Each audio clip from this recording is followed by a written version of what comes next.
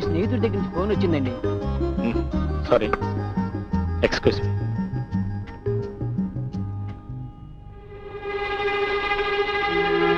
ఒరే శేషు, చందుని స్నేహితుల బాధ నుంచి తప్పించే ఉపాయం ఏదైనా చెప్పరా? ఉపాయం ఏమిటి? పెళ్లి చేసి పారాయి. అది రా సంగతి. ఏం తాత? వీడు రాజారావు అని retired colonel. How do you how do you do? ఈ అమ్మాయి సౌమ్య అని వీడి కూతురు. Hello, nice meeting. Chandu, Soumya ఈ ఊరు ఎప్పుడు చూడలేదట. సాయంకాలం నీతో పాటు తీసుకెళ్లి ఊరంతా ఒకసారి చూపించు. Okay, that's fine. బాయ్.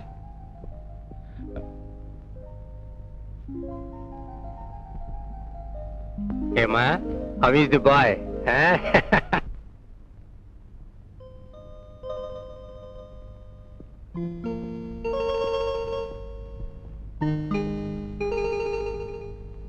నమస్కారం అండి. నమస్కారం. కూర్చో కూర్చో. పర్వాలేదండి, పెద్దల ముందు కూర్చుని అలవాటు నాకు లేదండి. ఓహో, ఏమిటి ఇలా వచ్చావు? ఏమిటి సంగతి? ఏం లేదండి, మీతో ఒక ముఖ్యమైన విషయం చెప్పుదామని వచ్చానండి. ఏమిటి ఆ ముఖ్య విషయం? ఏం లేదండి, ఈ విషయం మీతో చెప్పాలంటే సిగ్గుగా ఉందండి. పర్వాలేదు, చెప్పు బాబు. నా జీవితంలో ఒక చిన్న పొరపాటు జరిగిపోయిందండి. ఏమిటా పొరపాటు? మా ఇంట్లో ఎల్లమ్మనే పని మనిషి లేదండి. ఆవిడ కూతురు నేను ప్రేమించానండి. పెళ్లి కూడా చేసుకుంటాను మాటిచ్చానండి. ఈ విషయం మా తాతగారికి తెలిసినా కూడా ససేమరా వీలు కాదని ఏకు మేకై కూర్చున్నారు. ఇప్పుడు మీ అమ్మాయిని నాకు ఇచ్చి పెళ్లి చేయాలని నిర్ణయించుకున్నారు. మనసేమో అక్కడ కాపురం మీతో, కాపురం మీ అమ్మాయితో పాపం కదండి. మరి పాపం, మహాపాపం. అంతేకాదండి, నిన్న ఉదయం 6 గంటలకు మరో ముఖ్యమైన విషయం తెలిసిందండి. ఏం లేదండి, నా జాతకం ప్రకారం నా పెళ్ళైన 3 రోజులు తిరగకుండానే నేను పెళ్లి చేసుకుంటాను కదండి, అదేనండి పెళ్లి కూతురు డామ్ అని చచ్చిపోతుంది. మరి ఈ విషయం తెలిసిన తర్వాత కూడా నా పెళ్లి చేయాలని కూడా మా తాతగారు తప్పు కదండి.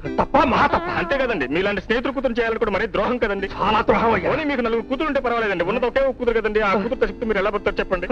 అల్లు నేను పోయే పర్వాలేదండి, మీ కూతురు లేదా మీరు ఎలా పడతారు చెప్పండి. నేను చెప్పాల్సింది చెప్పేసి తర్వాత మీ ఇష్టం సార్. వస్తారు సార్. ఎంత ద్రోహం. బాబు గారు, బాబు గారు, ఆ మిలిటరీ ఆఫీసర్ గారు పెట్టే బేడ సర్దుకుని వెళ్ళిపోతున్నారు. ఎక్కడికి రా? ఏమో బాబు, అడిగితే నన్ను కనవచ్చారు.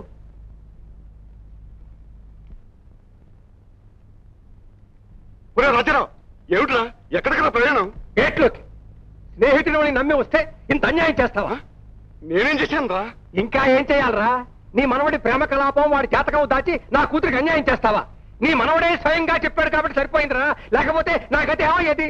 ధర్మప్రభో, ఒక్క నిమిషం కూడా అక్కడ నిలబడను. పదమ్మా, పద.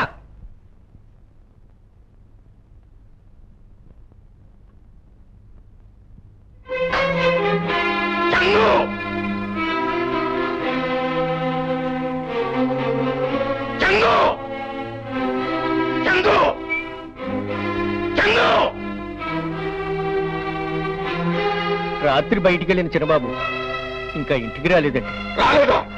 వాడు ఎక్కడున్నా సరే కాళ్ళు చేతులు కట్టి ఈడ్చుకురండి. బాబు గారు, బాబు గారు, బాబు గారు,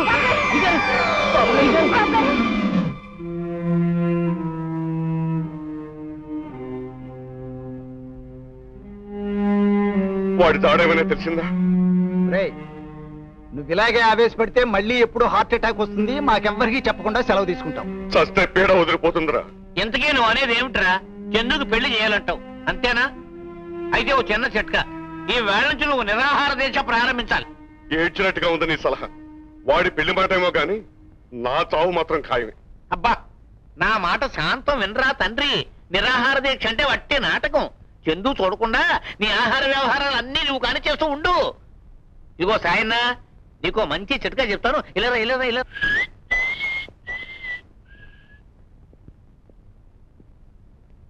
ఏమిటి సాయన్న ఎలా ఉన్నావు? అవును, తాతయ్యముడు ఎలా ఉంది? మా మీద ఉన్న కారాల మీద నూడుతున్నాడా? ఆ కర్ణాల ద్వారా రౌండ్ పుట్టాను వెళ్ళిపోయాడా? ఎందుకు బాబు ఆ ముసలాయన అలా ఏడిపించుకు తింటారు? డాక్టర్ గారిని ఇంజక్షన్ ఇవ్వనివ్వలేదు, మందులు తెలియలేదు. ఆ శేషారత్నం గారు వచ్చి ఎంత బచ్చలాడినా పచ్చి మంచినీడు కూడా ముట్టుకోలేదు బాబు. అలాగా? ఒరే చందు వస్తున్నాడు, గ్లాసులకి ముసుకేసే ముసుకేసే ముసుకేరా బాబు.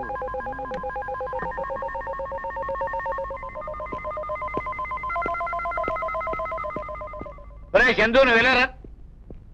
ఆ ముసిరెడ్డి మొహం చూడరా.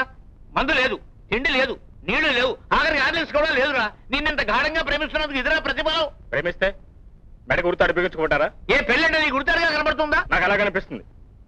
పెళ్లి, పెళ్ళం, బిడ్డలు, బరువు, బాధ్యతలు ఇదంతా బోర్, పరమ బోర్. పోనీ తాతయ్య తృప్తి కోసం చేసుకోవచ్చుగా. నేను చేసుకోలేను. చేసుకుని జీవితంతో నరకం అనిపించలేను.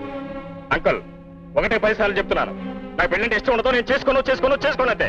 చేసుకోకపోతే బయటికి పోరా. తక్షణం నా ఇంట్లోంచి బయటికి పోరా. నా ఆస్తిలో నీకు చిల్లికమ్మ కూడా రాదురా. పోరా బయటికి. అంటే నువ్వు ఆస్తి అంటే భయపడి పెళ్లి ఒప్పుకుంటా అనుకున్నావా? నీ డబ్బు మీద మోసపడి నీ మీద ప్రేమ ఒలకపోతున్నా అనుకుంటే అది నువ్వు పొరపడి పడుతున్నావు తాతయ్య. వెళ్తాను, ఇంట్లోంచి వెళ్ళిపోతాను. నీ డబ్బు నీ ఇష్టం వచ్చాడు చేసుకో. నాకేం అక్కర్లేదు. ఎలా పడుతున్నా నేను చూస్తాను. వస్తాను. చూసావట్రా వాడు పొగరు. ముందు నువ్వు ఆవేశపడకరా బాబు. వాడు ఏం చేసినా నేను భరించాలా? నేను ఒక్క మాట అంటే వీడికింత పౌరుషమా?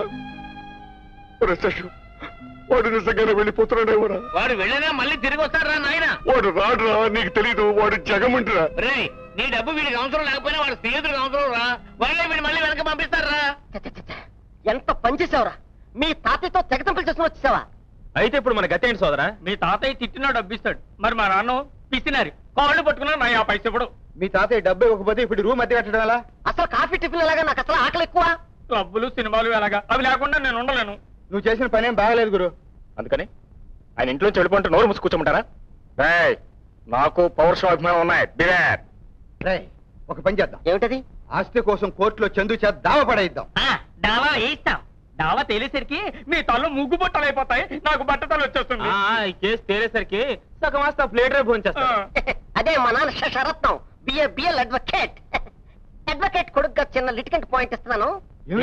ఆగండి, కంగారు పడకండి. A brilliant idea. Mister Chandu, పెళ్లి చేసుకో. కాపురం చేస్తాను, కమిట్ కావద్దు. పెళ్ళైన మొదటి రాత్రి గర్భాధానం గదిలో కొట్టాయి అంతే. ఆ పిల్ల ఎక్కడి నుంచి వచ్చిందో అక్కడికి పారిపోతుంది. బాబు గారు, చిన్నబాబు గారు వస్తున్నారు.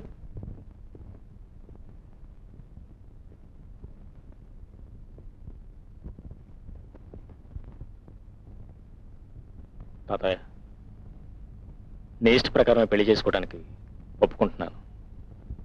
ఈ ఒకసారి నన్ను క్షమించు.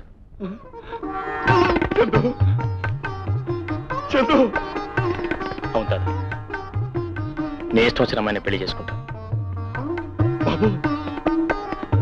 చందు, బాబు, చందు, చేస్తాను బాబు. బంగారం లాంటి పిల్లని తీసుకొచ్చి నీకు పెళ్లి చేస్తాను. ఇప్పుడు ఎంత అయిష్టంగా నువ్వు ఒప్పుకున్నావు, అప్పుడు అంత ఇష్టంగా నన్ను అభినందిస్తావు బాబు. చేస్తాను బాబు, నీకు పెళ్లి చేస్తాను బాబు, చేస్తాను.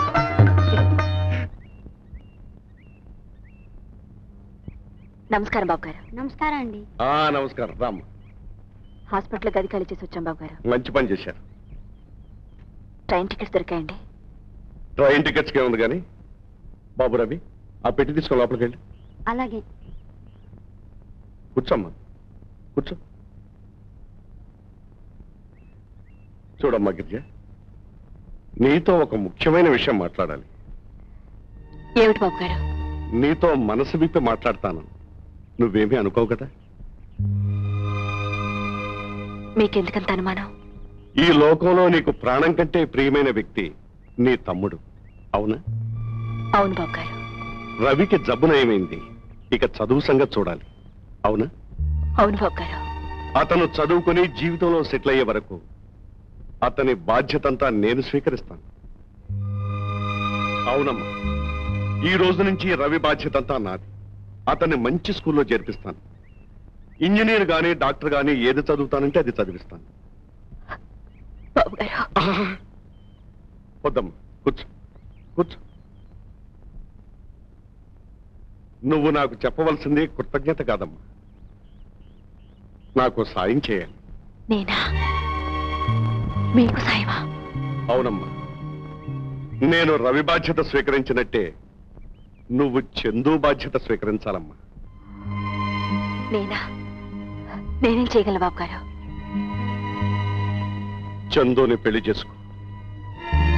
భారీగా అతను చక్కదిద్దు. గిరిజ, వాణ్ణి సరిదిద్దాలంటే నీలాంటి సహనం, ధైర్యం గల అమ్మాయే కావాలి. వాడు మళ్ళీ మన దారికొచ్చి నాకు దక్కాలంటే అది నీ ఒక్కదాని వల్లే సాధ్యం. నేను నిన్ను బలవంతం పెట్టడం లేదు. బాగా ఆలోచించుకునే సమాధానం చెప్పు.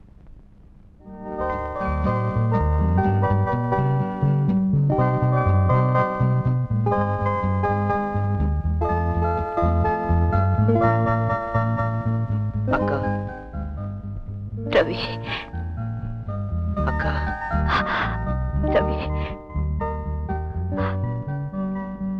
రవి.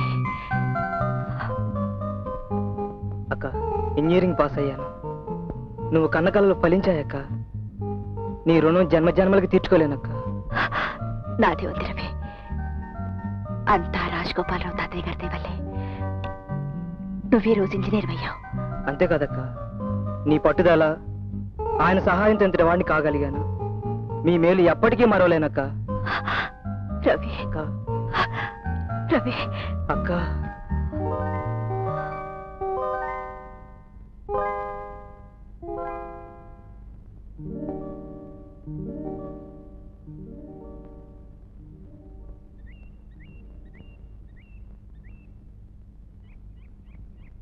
బాబు గారు, నాకు రవి భవిష్యత్తు ముఖ్యం. వాడి జీవితాన్ని నిలబెట్టడానికి మీరింత సాయం చేస్తున్నప్పుడు మీ మనవుడి జీవితం చక్కదిద్దడానికి నాకు చేతనైన సాయం నేనెందుకు చేయకూడదు? ఈ పెళ్ళోకి ఇష్టంగా కంటే బాధ్యతగా శిరస వహిస్తాను.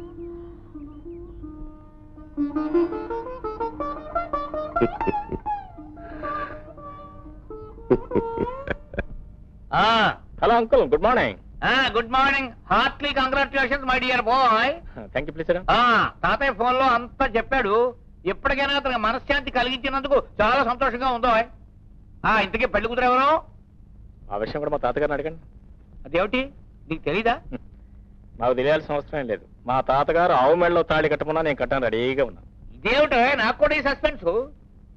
రే గోపాలం, రే గోపాలం, ఎవరు నా పెళ్లి కూతురు?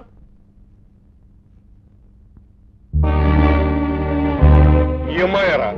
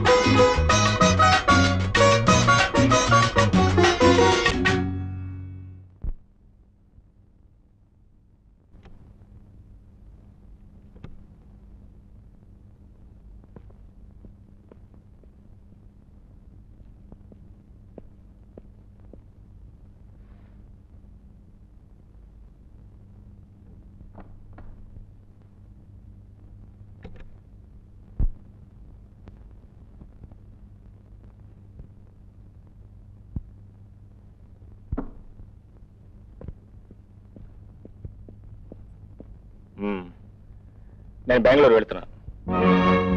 నాకు మొదటి నుంచి పెళ్లి ఇష్టం లేదు. పెళ్ళంటే పెళ్ళాం, బిడ్డలు, బాధ్యతలు, it's all a big bore.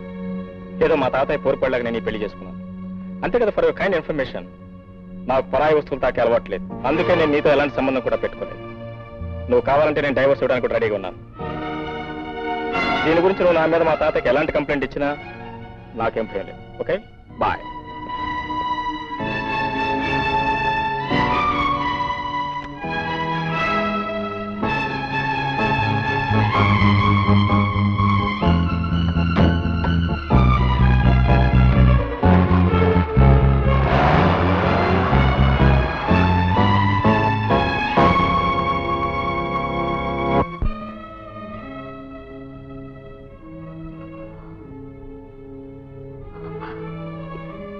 ఇప్పుడు నేనేం చేయాలి?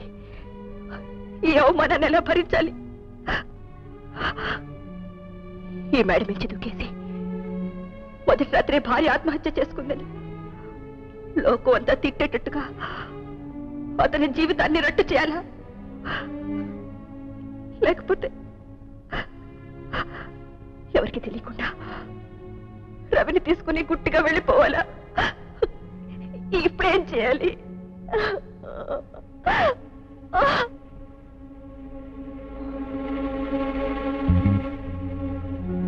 ఎక్కడికి వెళ్తున్నావు? ఇంత అవమానం జరిగిన తర్వాత నేను ఇక్కడ ఎందుకు ఉండాలి? తమ్ముడు తీసుకుని వెళ్ళిపోతాను. ఇది పిరికి వాళ్ళు అసమర్థులు చేసే పని. అతను చేసిన అవమానానికి ఇది కాదు సమాధానం. నిన్ను చేసిన అవమానానికి బాధకి 10 రెట్లైనా అతను బాధపడాలి, అవమానపడాలి. అటువంటి పరిస్థితి నువ్వు కల్పించాలి. అప్పుడు గాని ఆడదంటే ఏమిటో ఈ మగ పురుషుడికి తెలిసిరాదు.